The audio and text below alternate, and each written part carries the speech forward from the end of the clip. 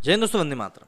इस समय श्रीलंका में जो भी कुछ चल रहा है वो किसी से भी छुपा हुआ नहीं है। मतलब ये ऐसी चीज़ें हैं जिनका कि ध्यान हर किसी के मतलब हर कोई इसकी तरफ अपना ध्यान दे रहा है, क्योंकि श्रीलंका हमारा पड़ोसी देश है और वहाँ पर कुछ भी घटित होगा तो उसका डायरेक्ट नहीं तो इनडायरेक्ट असर तो हमारे देश पे पड़ना ही है। ऐसे में सबसे ज़्यादा अहम कड़ी हो जाती है मीडिया की।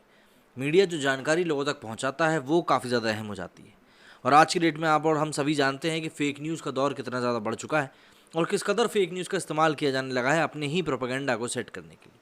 और ऐसा ही कुछ हमारे देश के कुछ एक न्यूज़ पोर्टल्स हैं जो कि एक बार नहीं बल्कि बार बार करते रहते हैं। सोशल मीडिया पर आप कुछ भी कहते हैं और बाद में अपने जो ट्वीट है, अपने कुछ भी पोस्ट है उसको डिलीट कर दें। तो ऐसा नहीं कि पाप धुल जाते हैं।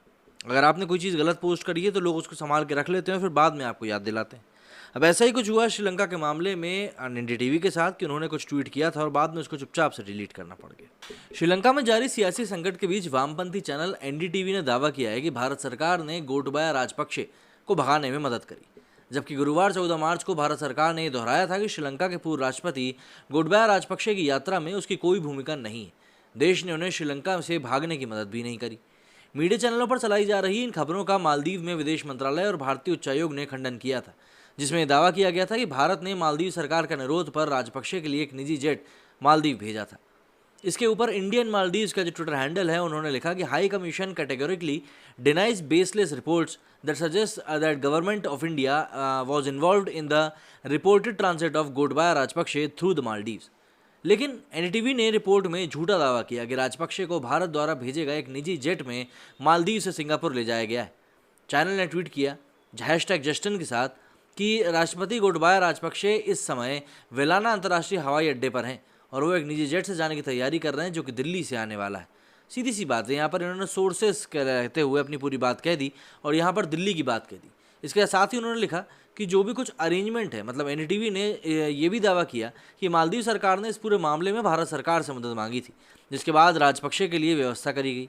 विदेश मंत्रालय ने कहा कि श्रीलंका के राष्ट्रपति राजपक्षे की देश से यात्रा या फिर उसे सुविधाजनक बनाने में भारत की कोई भूमिका नहीं है। इस मामले में विवाद बढ़ने के बाद कथित तौर पर एनडीटीवी ने 14 जुलाई को झूठे दावे वाले अपने ट्वीट को डिलीट कर दिया। इससे पहले भी कोलंबो में भारतीय उच्चायोग ने श्रीलंकाई राष्ट्रपति गोटबाया राजपक्षे को मालदीव से भागने में मदद करने से इनकार कर दिया था। श्रीलंका की राजनीति और आर्थिक समस्याओं के बीच वहां के लोगों के साथ खड़े हुए कोलंबो स्थित भारतीय उच्चायोग ने राजपक्षे को श्रीलंका से भागने में मदद करने की खबरों को सिरे से खारिज कर दिया था। विदेश मंत्रालय ने कहा कि भारत श्रीलंका के लोगों के साथ खड़ा रहेगा क्योंकि वे लोकतांत्रिक साधनों और मूल्यों और स्थापित लोकतांत्रिक संसाधनों एवं संवैधानिक ढांचे के लिए समृद्धि और प्रगति के लिए अपनी आकांक्षाओं को साकार करना चाहता है। हाउस स्पीकर कार्यालय के मुताबिक श्रीलंका के राष्ट्रपति गोटबाया राजपक्षे ने सिंगापुर पहुंचने के बाद गुरुवार को इस्तीफा दे दिया। स्पीकर महिंद्रा यापा अभयवर्धने ने कोई प्रवक्ता ने कहा कि राजपक्षे ने ईमेल से अपने पद से इस्तीफा दिया। राजपक्षे को लेकर सऊदी एयरलाइंस की एक फ्लाइट सिंगापुर के चांगी इंटरनेशनल एयरपोर्ट पर लैंड हुई। मीडिया से बातचीत करते हुए सिंगापुर के विदेश मंत्रालय के एक प्रतिनिधि ने कहा कि उन्होंने सिंगापुर में शरण लेने के लिए कोई अनुरोध नहीं किया था। प्रवक्ता ने साफ किया कि सिंगापुर आमतौर पर शरण लेने के अनुरोध को स्वीकार नहीं करता है। गौरतलब है कि चीन के कर्ज के जाल में फंसकर श्रीलंका लगभग दिवालिया हो चुका है। वहाँ 7 दशकों से भी ज़्यादा खराब आर्थिक मंदी है। लाखों लोग अपने लिए खाना, दवा और ईंधन समेत दूसरे साधनों के लिए लगातार संघर्ष कर रहे हैं। वहीं देश के कार्यवाहक राष्ट्रपति विक्रम सिंघे ने देश में आपातकाल की घोषणा कर दी है। मतलब उन्होंने आर्मी और पुलिस को पूरी पावर दे दी है कि अब वो लोग पब्लिक के ऊपर एक्शन ले सकते हैं अगर वो लोग सही तरीके से नहीं चलते हैं। और कर्फ्यू की बात तो खैर चली रही है। तो ऐसे में एनडीटीवी को ये चीज़ें जो भी वो अफवाह फैलाने का काम कर रहे हैं, क्योंकि अगर आप बाद में ट्वीट कर रहे हैं तो कहीं ना कहीं आपको भी ये चीज़ समझ में आई कि भाई हमने गलत चीज़ दिखाई। और अगर आप ऐसा कर रहे हो तो सीधी सी बात है, आपको खुद समझनी पड़ेगी ये चीज़ कि आप जो चीज़ें दिखा रहे हो कहीं ना कहीं वो काफ़ी ज़्यादा गलत है और आपको सही तरीके से सोच समझ कर ही अपनी बात रखनी चाहिए, वरना कई बार यही भ्रामक चीज़ें बात का बतंगड़ भी बना देती हैं। मेरे स्टूडियो में फिलहाल इतना ही। जय हिंद, जय भारत।